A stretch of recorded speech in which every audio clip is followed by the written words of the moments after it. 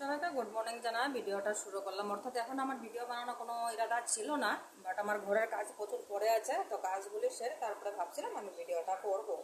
তবে কালকে রাত্রে আমাকে একজনে কি বলেছে শুনে যাও তোমরা। আমি এত রাত্র অবধি জাগনা কিসের জন্য আছি, ঠিক আছে? রাত তো 12টা হয়ে গেছে, ওহনো তুমি হজা করিস, ওহনো হজা করিস তুমি? কত টাকা লাগে তোমার, কত টাকা লাগে? আচ্ছা, আমি যদি টাকা লুক করতাম অনলাইনে, তো আমার একটা SW গাড়ি থাকতো, তোমার 4তলা বিল্ডিং থাকতো, হাতে একটা 3 লাখ টাকার মোবাইল থাকতো, ঠিক আছে? তো আমি একটা পচা মোবাইল চলাই না, কারণ আমি কখনো টাকা লুবি না, আমি কখনোই টাকা লুবি না।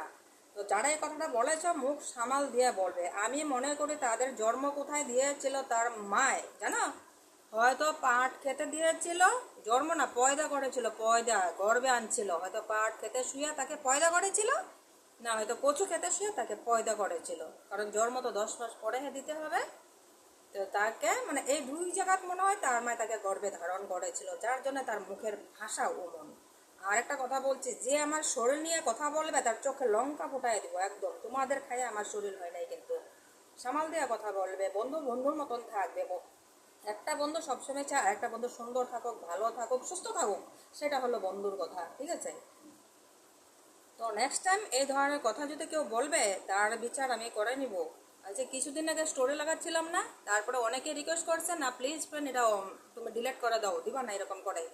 তো আমি মুখ দেওয়া কিছু বলবো না, যে যেটা মেসেজ করবে খারাপ নোংরা মেসেজ করবে আমি স্টোরি লাগা দেবো, সিদ্ধা স্টোরি লাগাই দেবো, বাস।